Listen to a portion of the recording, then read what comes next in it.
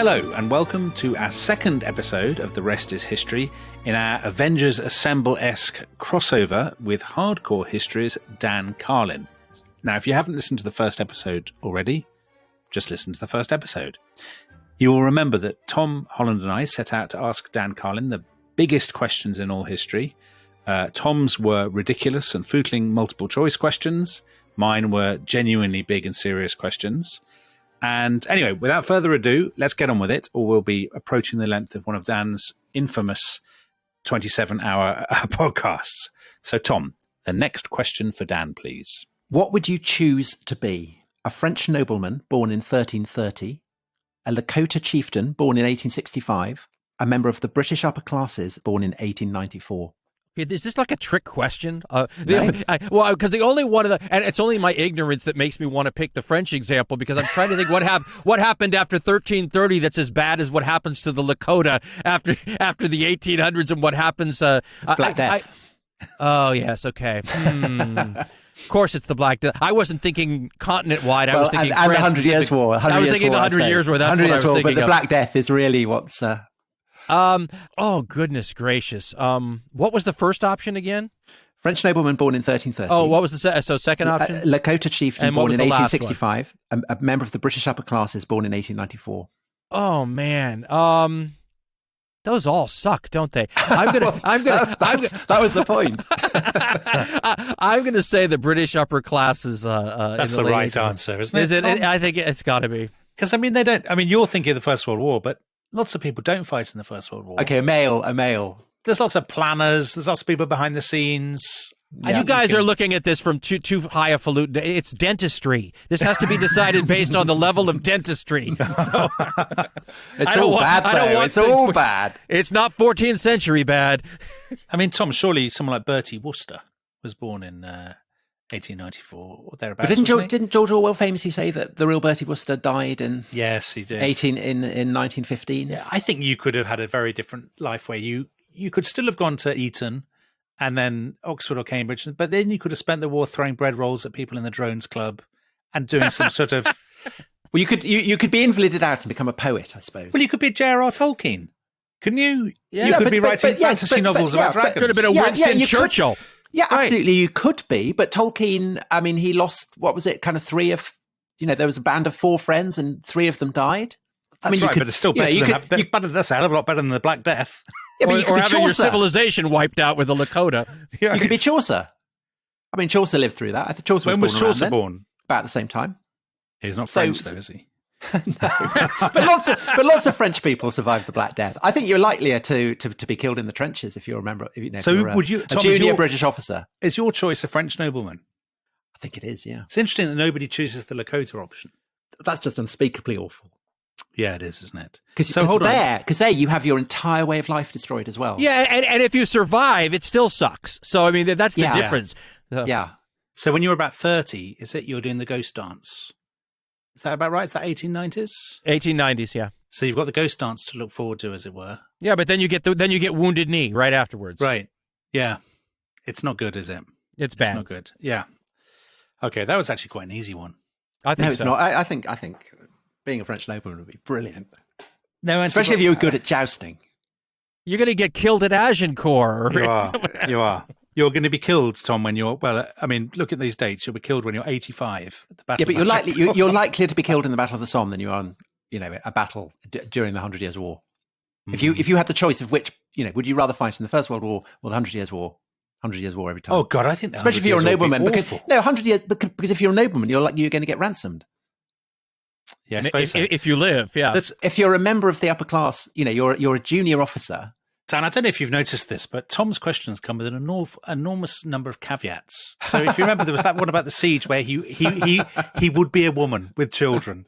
This time, he would be a French nobleman. But as a French nobleman, I'm going to be ransomed, whereas as a British officer, I'm going to be blown up. Well, but let's understand, though, a lot of people survived the First World War. I accept that.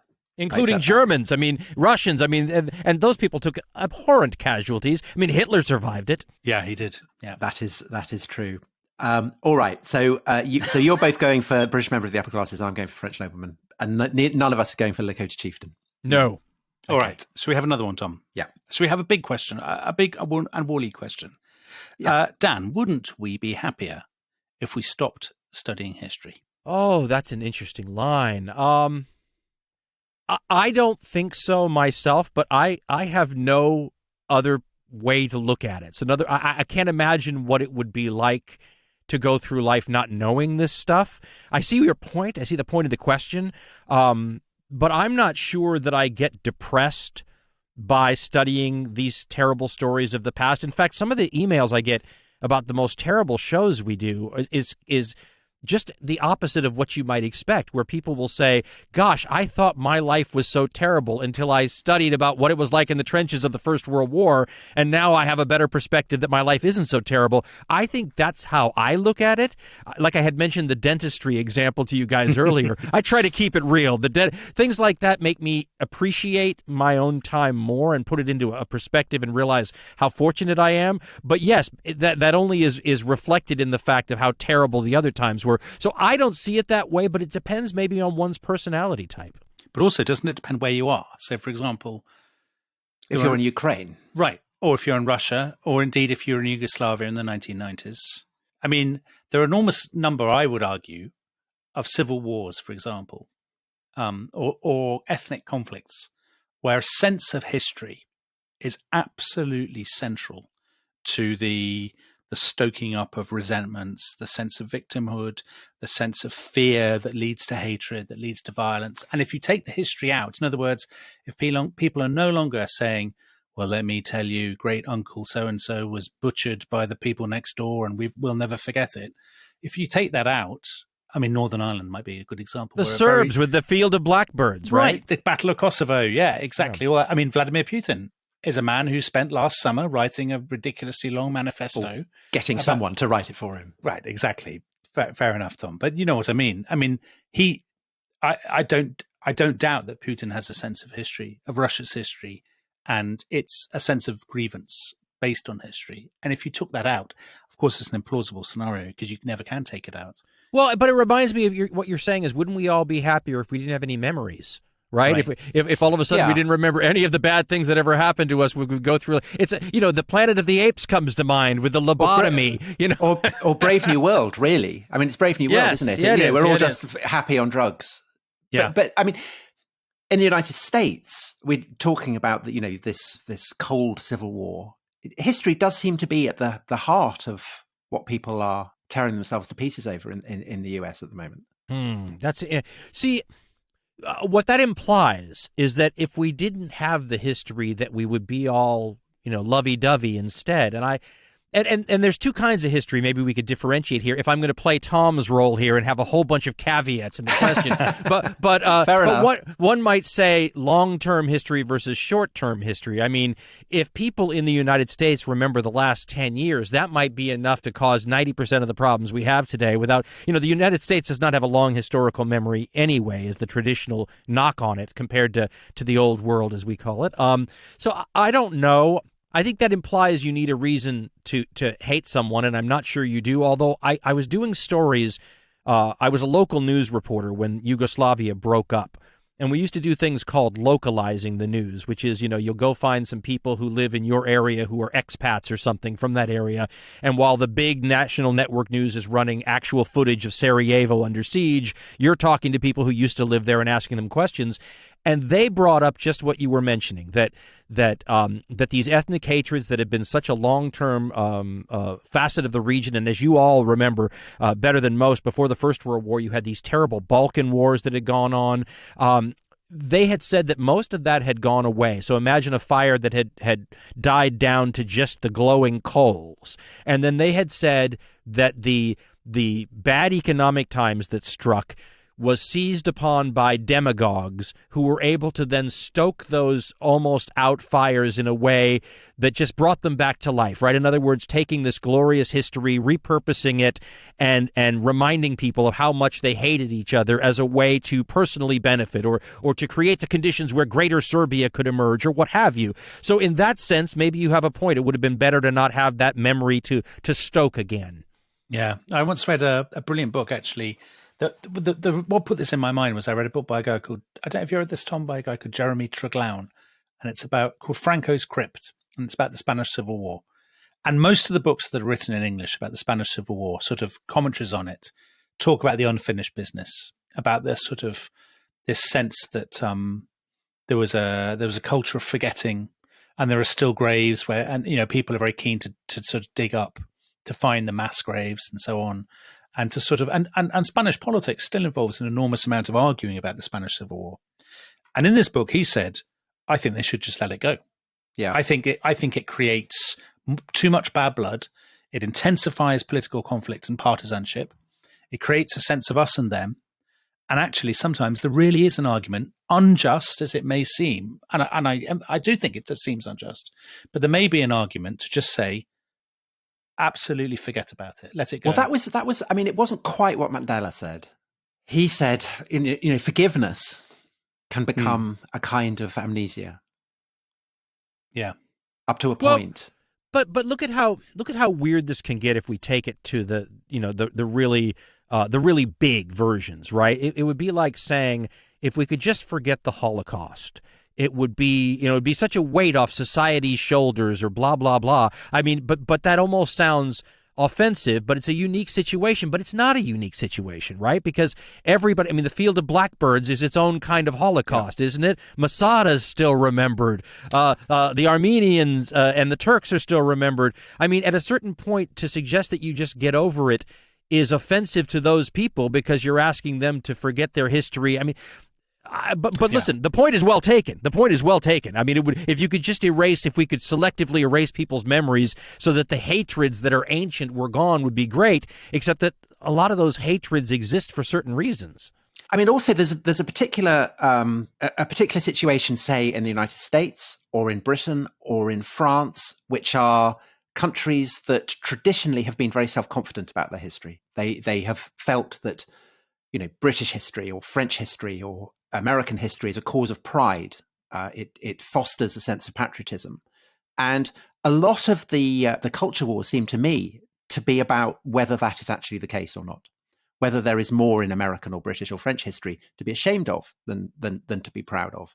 And I get the sense that people who are made happy by reflecting on their country's history, that is one of the things that makes them most angry, is when that sense of happiness is kind of threatened. Do you think?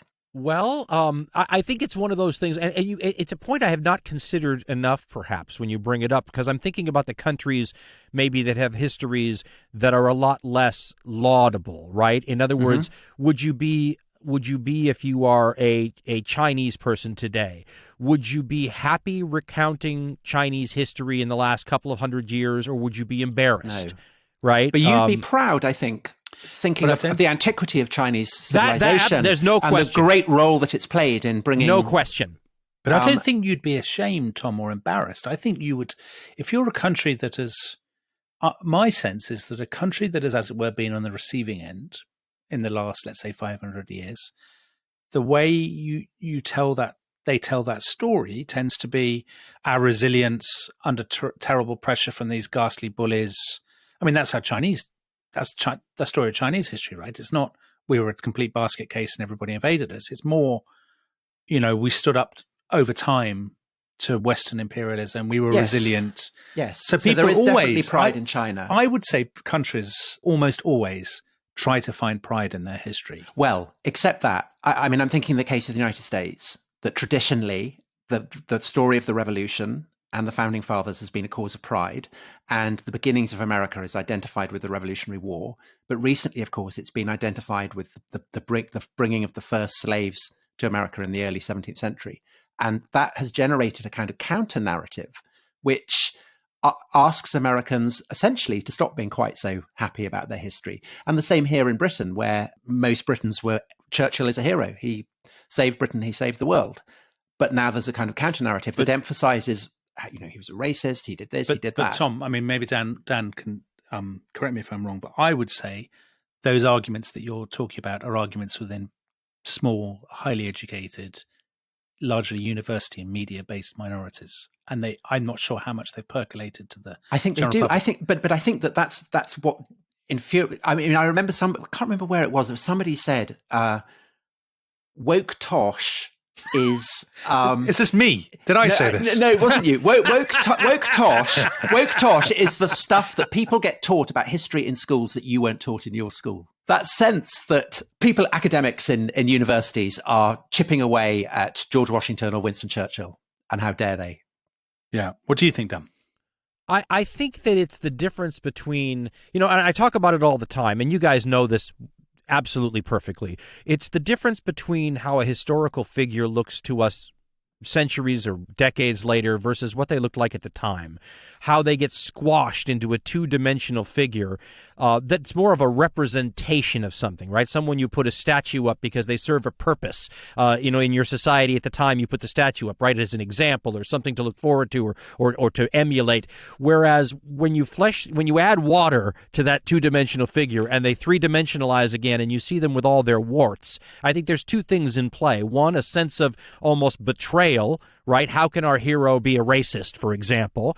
But also this sort of a feel that there's more than one side to history. So, for example, if I was going to teach a course on Winston Churchill, I would love to have every, Monday, Wednesday, Friday, you bring in somebody who's an enormous fan of Churchill, and Tuesday, Thursday, you bring in somebody who brings up all the bad points, and you three-dimensionalize the person, and that, I think when you do that, you begin to disabuse people of the notion that if somebody has warts, one should not revere them anymore. It's like I was talking to somebody the other day because Thomas Jefferson came up in the recent show that I had, and I was trying to point out that if Thomas Jefferson was a horrible person for owning slaves, the fact that he pushed forward these ideas of freedom and liberty actually helped slave societies all over the world who seized upon those ideas and used them for their own justification. And what I had said was, and I don't mean that he was, I'm not trying to say this, but let's imagine a guy who invents one of the great vaccines that has saved millions of lives in world history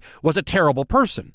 Well, one still celebrates the achievement. One doesn't have to love the person. And so I feel like a lot of the reason we get so angry at these historical figures is there's this sense that they have either let us down, right? Or this sense that we're celebrating somebody who's not this good person. But there are definitely good things you can tease. It's a pendulum, isn't it? Where the pendulum tends to overcorrect before it finds its new baseline.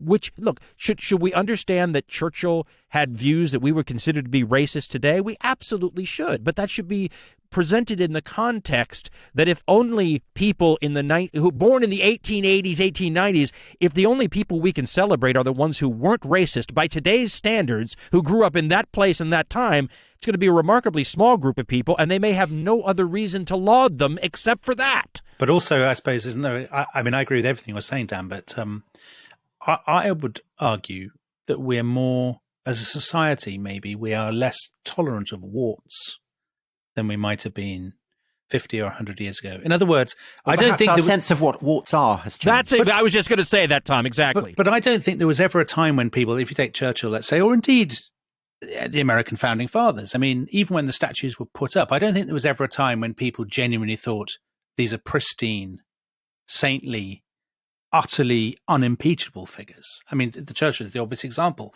Everybody knew about the various flaws that Churchill had, the mistakes, the outrageous public statements, all those kinds of things. But they sort of thought, but they had a mature view of what it was to be human. In other words, that any well-known public figure was bound by definition to have said and done things that people might find objectionable. I wonder whether the current climate is more hostile to that sort of capacious view of human nature, and that we are less tolerant of failings than our predecessors might have been.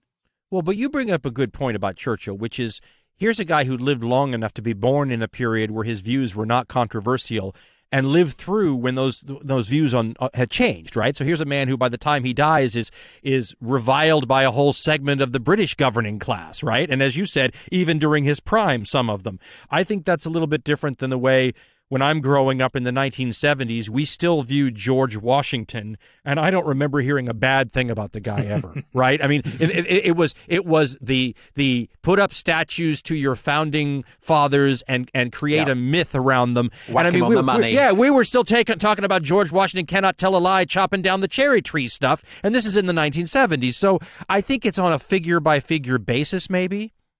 Yeah. Okay. Okay. I think it's time to move on to another hugely important question. Tom, before you do that, let us take a quick break. We'll see you in a second.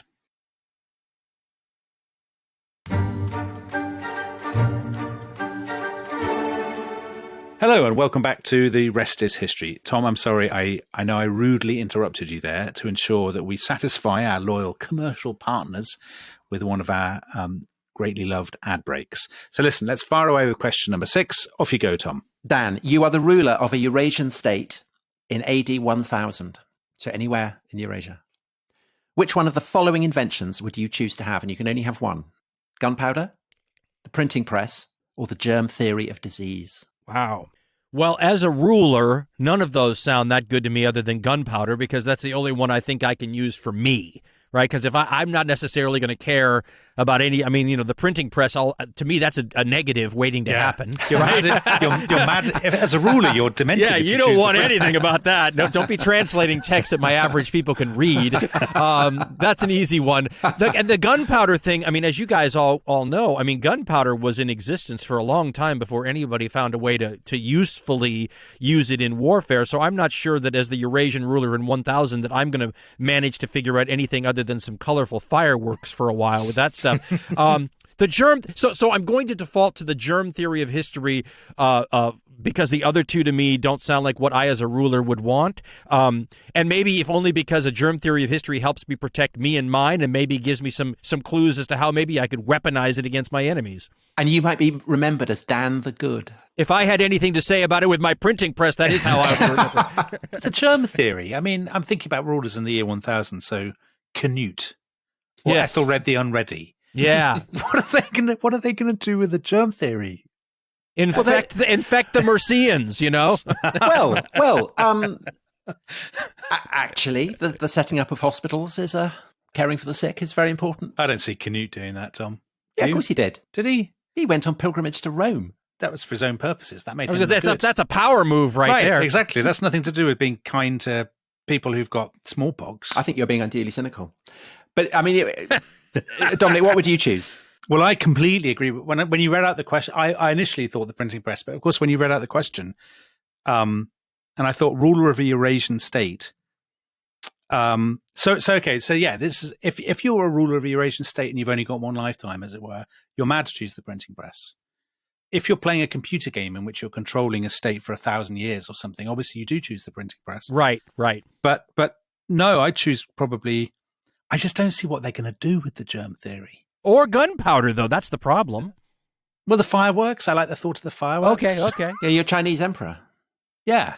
But what did they do with it? But you see, but imagine you're a caliph in Baghdad and you have the printing press. But you don't. Would you control it though? The nature of a printing press is. Is there ever an instance in history of a state that got the printing press and then the and regime then it didn't go horribly wrong? Yeah, and then the regime had a monopoly which it kept. It's a destabilizing force, isn't it? The printing press, right? Okay, but I think this is revealing quite a lot about the approach that you would bring, to ruling a Eurasian state, because you might say that as a ruler, your concern is with the prosperity and health and happiness of your people. As long as mine's included in that, and there may be a divergence. Well, I'll tell you, Tom, about my theory of history. So my son at school was asked the other day, because everybody knows that his dad does history podcasts with the great Tom Holland, and they said, "Does he ever tell you anything about the lessons from history?" And he said in front of the whole class, he said, "Yes, your neighbours will probably try to kill and eat you, so you should eat them first."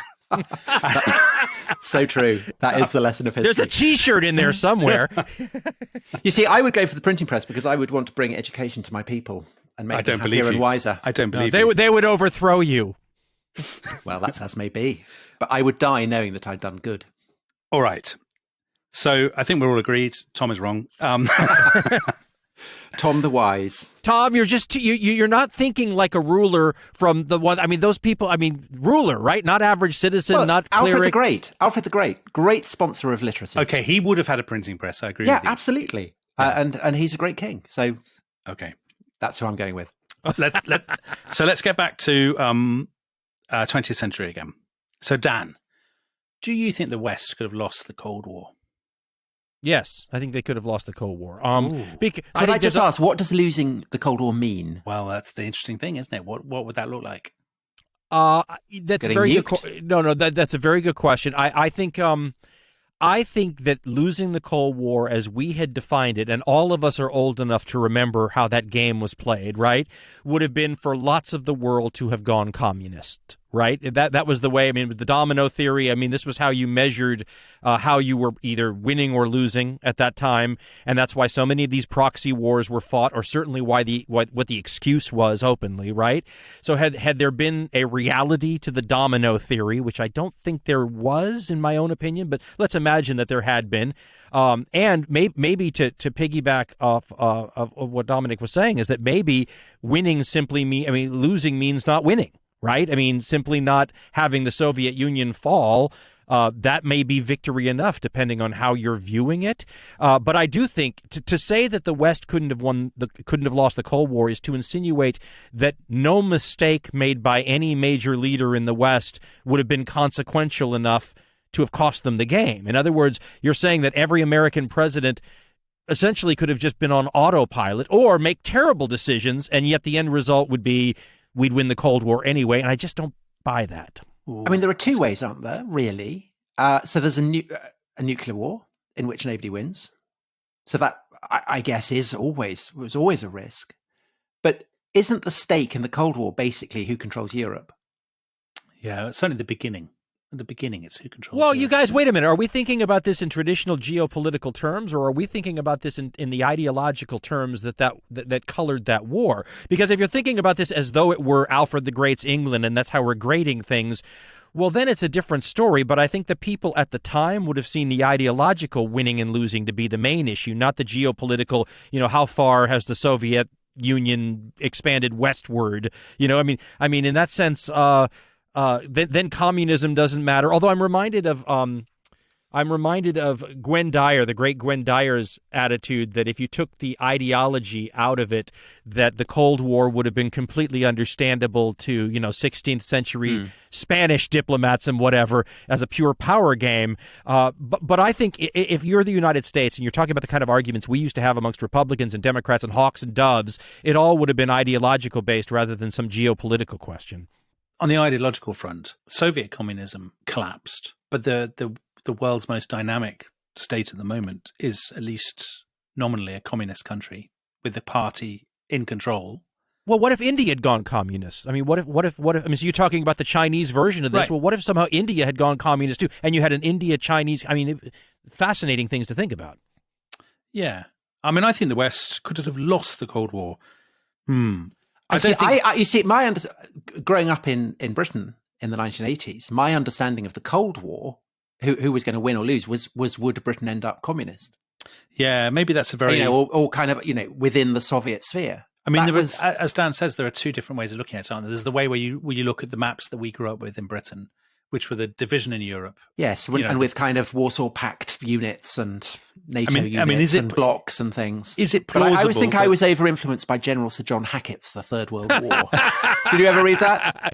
I read a lot of Hackett stuff. I didn't read that one. Well, it was actually quite rather chilling because it was I think he wrote it in 1978, so it was before Iran went toto, and it kind of it tried to work out how a Warsaw Pact NATO war in Europe would pan out. And the Warsaw Pact starts to lose rather in the way that Putin perhaps is suffering reverses in Ukraine at the moment. And the Soviets choose to escalate it by nuking Birmingham in England. Yeah, they do nuke Birmingham, don't they? And so NATO then have to respond and they nuke Minsk. And it's on a kind of knife edge whether the whole world is now going to get nuked. And there is a coup in Moscow. And Hackett said this was the only way he could think of to stop nuclear Armageddon happening, which is a cheery thing to bear in mind, perhaps at the moment. I mean, the question, I suppose, the question that underpins this is: was communism doomed to fail? And I'm not convinced necessarily that it was. I mean, we did a series of podcasts about the Soviet Union in the 1980s and then Russia in the 1990s. And the sort of the contingency, the great contingency is the arrival of Gorbachev. If you take Gorbachev out of the equation, it's not obvious to me that the USSR dissolves in 1991. communism, well, one-party state, I would say could have. Well, I mean, there's no reason why it couldn't have continued indefinitely if it's done so in China. With There's a wonderful theory, though. I mean, and let me throw this out there, because I remember hearing it from a military guy first, and I've since seen it in print in a number of different places, and it has to do, in the United States we have a what's the word here? We have a sort of a totem, for lack of it, that's taken control about how and why the Soviet Union fell, and it's the whole Reagan outspent them kind of thing. But that's the military guy that I spoke to, and like I said, I've since seen this in multiple places, had a much better point, which is that if you look at where military hardware development was going, and starting in the late 1970s, the systems were going to require heavier duty computer elements to it, that eventually was going to require the equivalence of communication and all sorts of things that were the antithesis of what the Soviet society could have handled. In other words, if you want the brand new, really good tanks and aircraft, you're going to have to allow your society to develop technologically to levels that can compete with the West, but you can't do that in a closed society. And the argument was that part of what Gorbachev was doing with this glasnost was not some peace and love wonderful thing. It was an attempt to open up the door enough so that you could continue to compete militarily with a West that was going to defeat you eventually with drones and satellites and all these things. I mean, can you imagine the Soviet Union, who was afraid and upset with one radio signal crossing the Iron Curtain with Radio Free Europe? Can you imagine them trying to deal with it with Twitter? I mean, the two things almost can't coexist, and you'd have to be like North Korea. And if you're like North Korea, can you really have the top sort of weaponry and communication technologies you need to compete with the West without the openness that those tools sort of commit you to? Does that But make it's sense? interesting, isn't it? Because China undoubtedly has kind of picked up on the lesson that to compete with the West, you need to be absolutely the cutting edge of tech, and seems to have done it very, very successfully, but has not gone for the kind of open society option.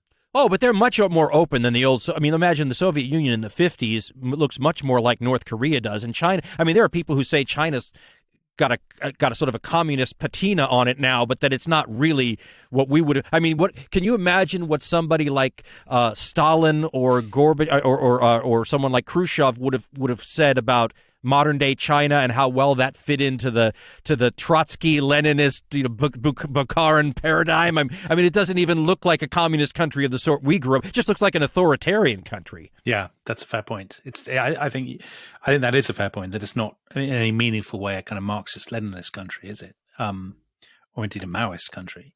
But it's quite a totalitarian. Becoming a more. I mean, under Xi, it is becoming. Yeah, it's an authoritarian society. Becoming more authoritarian. I mean, in 30 years' time, people may be asking the same question about the contest between the United States and China, perhaps. Who knows? I don't know. Yeah. Anyway, so what did we decide on this? We decided the West. Well, Dan, you said the West could have lost. Well, but if you say they couldn't have lost, then none of the decisions that were made matter. Yeah. I suppose. Well, for example, there's a scenario, I suppose, in which the United States walks away at the end of the 1940s or early 1950s in a similar way to what happened after the First World War. I mean, it obviously didn't happen, and it didn't happen for very good structural, deep-seated reasons. But the United States could have walked away. There could have been no Marshall Plan. There could have been communism in Italy or France, and then you're in a very different kind of ballgame, aren't you? I think so. I think especially, I remember going to Italy in the late 70s, so let's say 77, and I remember seeing a red flag with a hammer and sickle flying from one of the main buildings. And I just remember as an American during that era just being shocked because you didn't expect communism to have such a foothold in a place like Italy. But your point is well taken. And I mean, imagine it. Here's funny. Imagine it in the Scandinavian countries. I mean, that's you can't even get your mind around a communist Norway or a communist Sweden. But think about how different that would have been. Well, I mean, actually, the example kind of Finlandization. I was about to say, yes, exactly Finlandization. That. Yeah, a Finlandization of more of Europe, in which Sweden, Denmark, who knows, West Germany, Western border zone is. Well, that seems to be Putin's. I mean, that's seems to be his ideal. He's not for much of.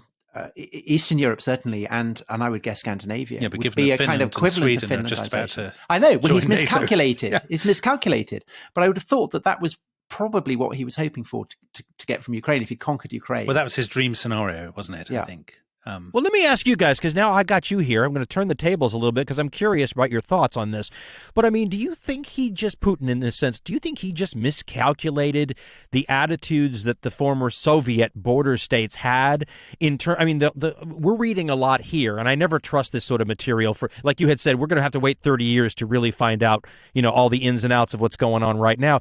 But the idea that he would be welcomed, that the Russians would be welcomed with flowers the way that they were saying the United States would have been welcomed in Iraq, is that rose-colored glasses, and is that something that's connected to his rose-colored view of the old Soviet past? I mean, to me, right there, that's a huge miscalculation, and it looks like his strategy and tactics were inordinately based on that view of the situation. What are your thoughts on that? As you say, it's very hard for us to know right now. Fog of war is terrible right now. How the decision making in the Kremlin works, but I mean, I don't know. I think the danger. I mean, as I'm not the first person to have said this by any means. I've read it elsewhere. When you produce propaganda, the first people you persuade are yourselves, the producers of the propaganda, and the stuff that he's come out with about the Ukraine government are all neo-Nazis, but also the sort of the more babble sort of stuff where he says, Zelensky is a drug addict, they're all degenerates, all this kind of sort of stuff. I think he said that so often that he actually genuinely ended up believing it. And I think also, Dominic, don't you, that there was clearly a massive undercover war going on within Ukraine between rival security services, and my guess is that Putin thought that he had basically kind of gone through the Ukrainian military, the Ukrainian government, the Ukrainian civil service, like kind of woodworm. Yeah, and that all he had to do was give it a knock, and the whole structure would come tumbling down. But it's evident that there was a kind of an incredibly effective Ukrainian campaign of combating that, and I think that US and actually British intelligence as well probably seems to have played a very important role in kind of rolling up that campaign. And that is a campaign that also, of course, has been manifest in the Baltic states, where there are Russian minorities, and, in France, where he was funding Marine Le Pen, in Italy, where he has quite, I suspect that he maybe because he's a man in a hurry and he wanted to believe it, maybe because his deputies were telling him what he wanted to hear, maybe because they genuinely believed that they had turned Ukraine rotten. But for all those reasons, I think that he overestimated how easy it would be. But I think there were lots of arguments, aren't there, that Russian nationalists are predisposed to think that Ukraine is rotten, that they have a very particular relationship with Ukraine, where they undervalue Ukrainian nationalism. They think it's invention, a concoction created by Western powers. I mean, it's really interesting how that as soon as the invasion started to go badly, and all those clips from Russian talk shows that circulate on social media, you've probably seen, certainly, Tom, there's one that in Britain that's been circulating where there was a Russian MP who's denouncing Britain, saying the double-headed, you probably won't have seen this, Dan, because it's something that matters to us, but probably not to anybody else, because it makes us seem very important. This Russian MP went on this show about 3 days ago, and he said, there's a double-headed dragon that controls world affairs. And there's the United States and there's Britain. And as everybody knows, Britain is the more evil and conniving of the two. Honestly, the two heads. The glow of patriotic pride that we've all been feeling. But relevance, sweet relevance. Yeah, sweet relevance. But he sort of ends this by saying, remember, what was it going? Go back to your island, catch your chip and fish in your foggy marshes. Eat your porridge and pray for your moss-covered queen. Yeah.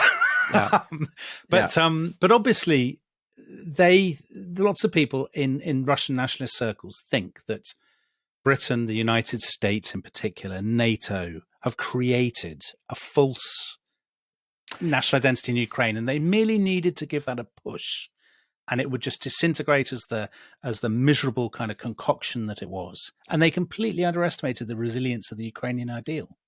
I think also, don't you, that that there has been a lurking sense in Russia that the West is decadent, and that's why Putin's been so keen on kind of transgender toilets and things like that. But he's not. He's keen on talking. He's not keen on them. I mean, he's still keen. No, he's keen on talking about them. And I think in that sense, Zelensky is a kind, was the absolute embodiment of that kind of decadence.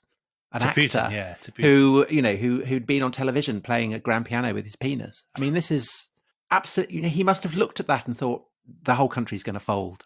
Yeah. You can't help but notice that that's a very similar attitude toward Hitler's idea when he invaded the Soviet Union, that he wasn't going to have to conquer it lock, stock, and barrel, but that like a rotten house, all you had to do was kick the door down, right? And that it would fall. And by the way, he, as a veteran of the First World War, that's not a terrible example of maybe what happened to the Tsarist regime in the First World War. But let me point out, and I'm going to get a lot of maybe Americans upset with me for noticing the similarities, but if you change the word Nazi that the Russians are using for Ukraine and substitute communism, which of course the Russians could not have easily have done, it doesn't sound too different than the sort of rationale that American hawks used to use to want to go into Central American countries. I mean, specifically, I'm thinking of Panama with Manuel Noriega, where we didn't just push the potential for a communism thing, but we even pushed the drug angle or all the things that you mentioned that he was looking at with Zelensky and that we've seen. I mean, they even brought up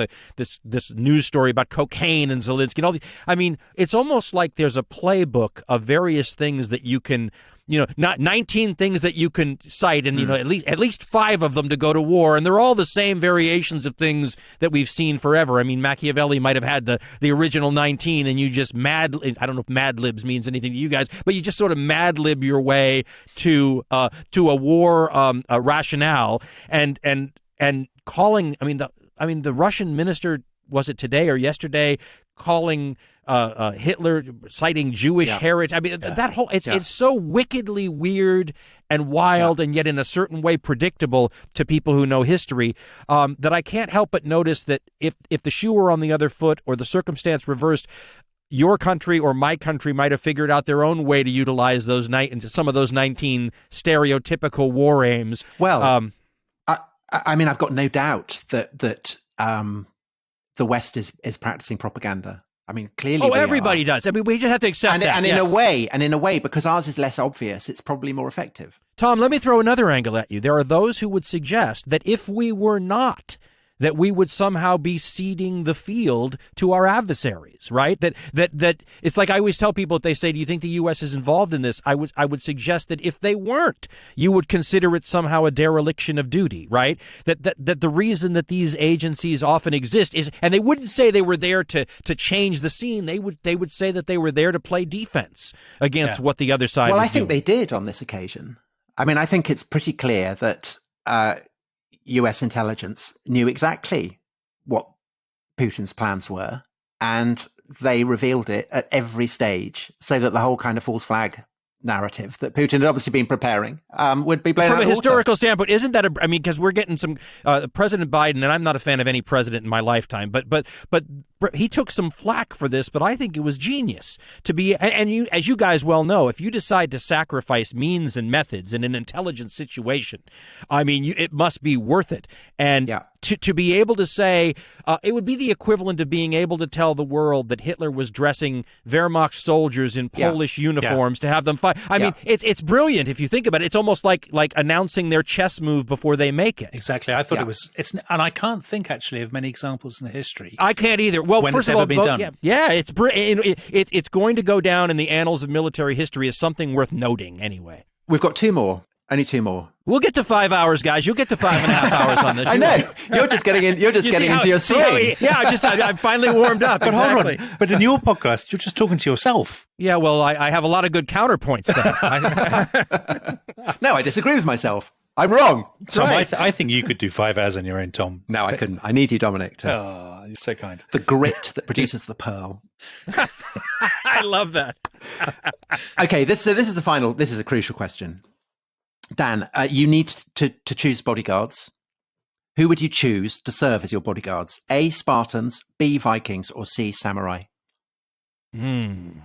So Spartans, Vikings, or samurai? Yeah, they all have something to offer, but in this case, I'm going to go with samurai. I think that Just from a loyalty standpoint, I think I would trust them more. Although that, I mean, I'm sure some Japanese history person is going to say, well, that would be a dumb move because of blah, blah, blah. But I certainly think that Vikings and Spartans would have probably more of an ability to, I don't know. I think samurai would be the way I would go. Short answer. And that's a good answer.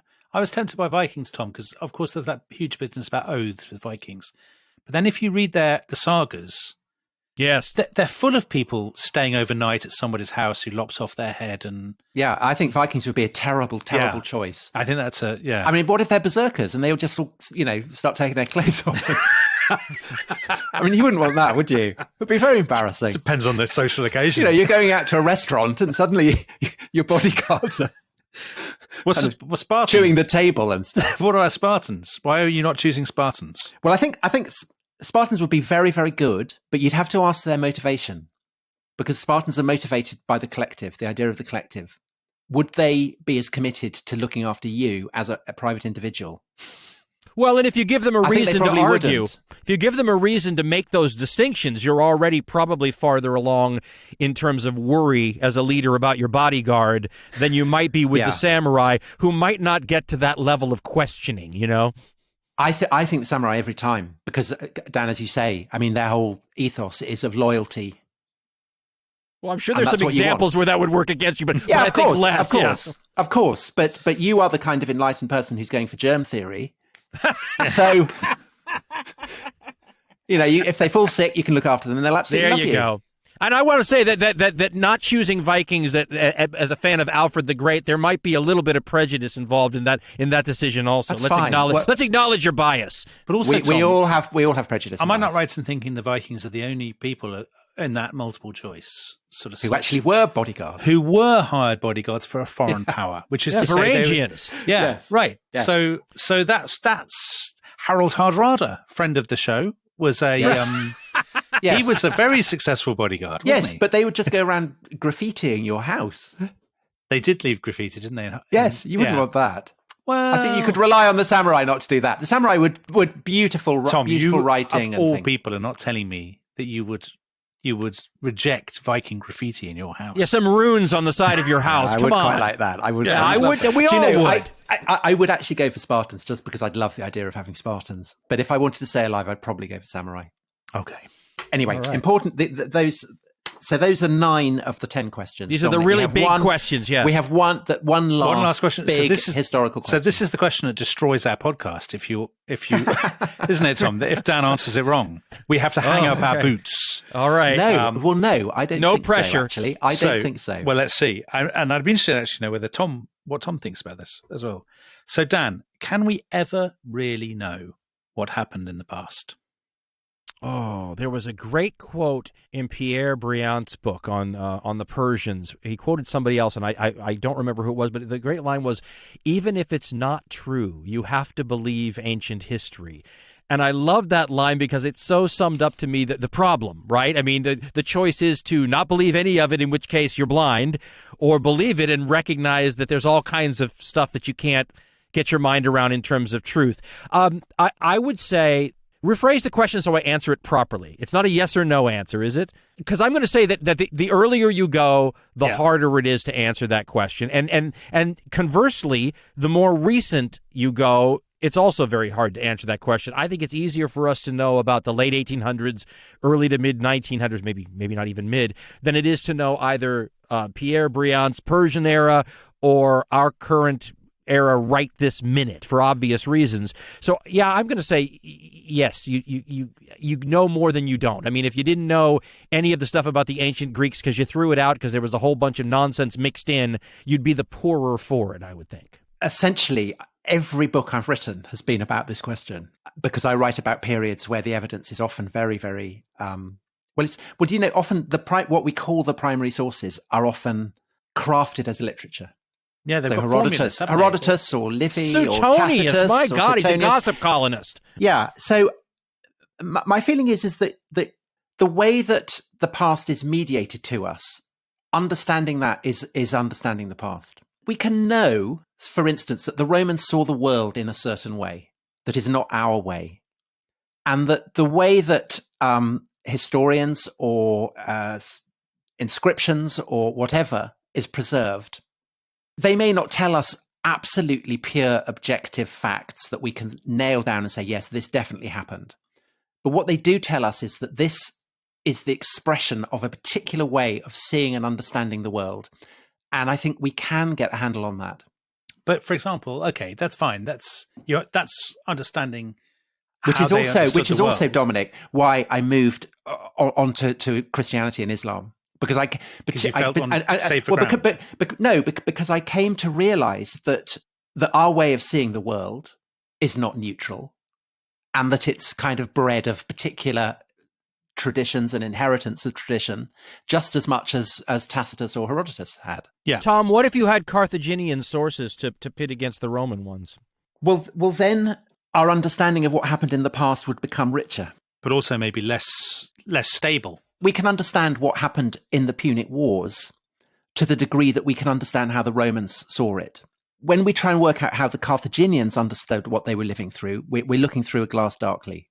And we're looking through the glass darkly because of the result of that war. So that is a part of the truth of the war. The fact that we don't know what the Carthaginians thought by and large is a part of the reality that we're studying, if that makes sense. But let's take a character that you two have both, you're both very interested in. You've both, in your case, Dan talked a lot about and Tom written about Julius Caesar. So much of what we know about Julius Caesar is based on a handful of sources, and those stories are repeated. Some of those sources are Caesar himself, too. No, I would say that relative to other great figures, I mean, certainly Alexander, but Alexander, you're talking about four sources. Exactly. But the actually, we know quite a lot about Caesar. But Tom, one of the things that's interesting about standards of ancient history, not by the standards of any modern figure. Yeah, but we have his writings. We have writings about him in actually voluminous amounts from Cicero, which is very, very unusual. We have biographies. We actually have quite a lot of material, and we have enough, I think, to get a sense of his character, his personality, what he was about. We don't know, some fairly fundamental things about his life. That's absolutely true. But I think we know enough about him to arrive at an approximation of what he was doing. Partly not just because we have facts about Caesar personally, but because we have the period of Roman history in which he lived is the most richly documented in the whole of ancient history, and therefore we can situate him in a context that makes sense of the kind of person that he was. What about a later figure then, like Caligula or Nero, who we've also talked about in this podcast? Caligula, I think, is very difficult. I mean, everything that we all know about Caligula, all the stories, picks up the seashells on the beach, the consul, his horse, all that stuff. I do not know what happened, what that was about. I've read every theory there is, and none of them make sense. So I just don't know what that whole, Caligula getting his soldiers to pick up shells. But let's add another aspect to this that we should all be aware of. I mean, Alexander the Great famously went around with what we would call today a paid-for personal press corps, right? So these are people who are taking an active interest in trying to manipulate how future generations will view them. And the funny thing is, when you're so bereft of sources that you only oftentimes have those kinds of sources, or sources that may be polluted by those kinds of things, it makes it even harder. It's just like, trying to figure out Augustus Caesar's situation when you know darn well that if somebody during his lifetime wrote something nasty, they might not be around the next day. So it's difficult, obviously, it's part of the job, isn't it, to tease all that stuff out if you can. Yeah, absolutely. But I think the fact that Alexander was the kind of person who did employ people to follow around writing him up is a part of what we know. Yes, good point. So, and we know that his particular understanding of fame and undying glory, for instance, is influenced by Homer and the model of Achilles. So we know that as well. So there are, in a sense, what we can know, I suppose, is how treacherous the standards of objectivity in vast stretches of history are, but that in a sense you have to surrender to accepting that what we're studying is never going to be objective in the way that a 21st century historian would want it to be. And I think it can't be, because they are situated in entirely different contexts. They have entirely different understandings of who they are, what they're about, what the very nature of history is. But large numbers of, as you'll know from reading Briand, the Persians didn't have an understanding of history in that way. So, which is why you have the disbalance between, say, what the Persian Wars, we only have records from the Greeks, or Alexander, we only have records from the Macedonian side. Sounds like what you're saying is even if it's not true, you have to believe ancient history. Well, that's it. But what is truth? What is truth, I guess, is... Well, what is truth? But also, I mean, what actually Dan is putting his finger on, Tom, is that in a previous podcast, you identified yourself, didn't you, as a cakeist, rather like Boris Johnson. So you believe in having your cake and eating it. I didn't know what a cakeist was. I was feeling like an idiot. I'm going, what's a cakeist? No, so a cakeist is somebody who says, well, the sources are very dodgy. It depend very much on literary formulas. However, I will now spend the next 10 pages telling you this fantastic story. Yes, but I just that's how I start every podcast, so you know. So I would say that by and large, if I'm writing about people who believe in angels, I will include angels within the narrative. But I will make it clear that I don't necessarily believe in angels. I remember once the belief in angels is an important part of the world in which these characters live in. I remember once when I was an undergraduate doing Byzantine history and talking to my tutor, and he was saying, we were talking about this icon that had won a siege or something. It had been the crucial factor in this siege. The icon had used its power, and the attackers had been driven away. And it sort of became obvious in the course of the tutorial that we were talking slightly at cross purposes, because I was talking as if the icon was obviously a fiction and this hadn't happened. And he said, well, how do you know it didn't happen? I mean, the sources say the icon, do you know better? And I said, exactly. Well, that's that's the difficulty with writing about. That's like our old friend Ptolemy and his talking snakes in the desert, Tom, when they're lost on the way to the Oracle of Siwa. And Arian says the talking snakes showed Alexander the way. And Ptolemy, I got this story from Ptolemy, and he's a king and he wouldn't lie. But Dominic, I think it also plays back to something we were talking earlier about how do you frame George Washington or Churchill. In a sense, you have to place them in the context in which they live. That is kind of the reality. That's part of the reality. That's part of the truth. Yeah. Yeah, but it's not what a lot of historians do, though, is it? Because a lot of historians' instinct is to take people sort of out of the mock heroic context that they might have thought themselves in. Churchill is a good example, and to subject them to the sort of bright forensic lights of modernity, don't you think? Yes, but I remember when I wrote a book about the origins of Islam, and it became rapidly became clear to me that the stories told by Muslims about the life of Muhammad and the origins of the Quran and so on were not to be trusted as records of what I would recognize as fact. And yet they created their own reality, and that reality. I was just going to say that, yes. Has changed the world. Yes. And I remember also talking about this, and a Muslim in the audience saying, well, on what basis are you saying it's not true?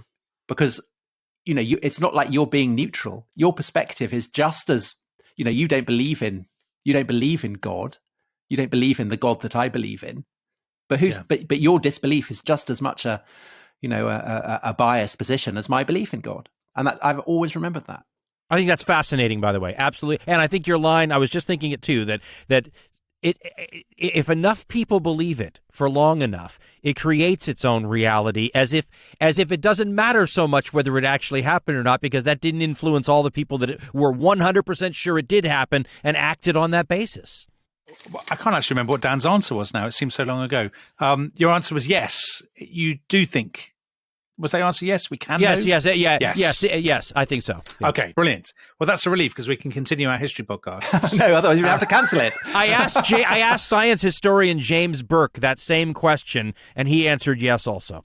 Excellent. Well, he must be right then. Yeah, that's what I was. He was right on everything. That's what I was asserting. Yes. Wonderful. So, Dan, we haven't quite made 5 hours. But we have gone on an hour longer. That's not my fault, Dominic. That's not my fault. We have gone on exactly an hour longer than we were expecting to, which is a sign, I think, of a good conversation. I hope so. So thank you so much for coming on The Rest Is History. It's great to... We have had other podcasters on from time to time, Tom, but I don't think we've ever had people with who've gone past the 5-hour mark on their own podcast. So, never. So you guys, this was actually a great honor, and I'm a big fan. So thank you for having me on. I appreciate it. Thank you. And Tom, the honor is all ours. Tom restrained himself from doing his American accent, which is, I mean, if he did it with you, you'd have. Well, you run screaming out. Into you would the have night. done, yeah. So I'm not. We can all play that game. So you guys are just as fortunate. I didn't do one of my British accents. So. All right, brilliant. Well, thank you all for listening, and thank you again to Dan Carlin from Hardcore History for coming on the show, and we'll see you all next time. Goodbye. Bye-bye. Bye-bye.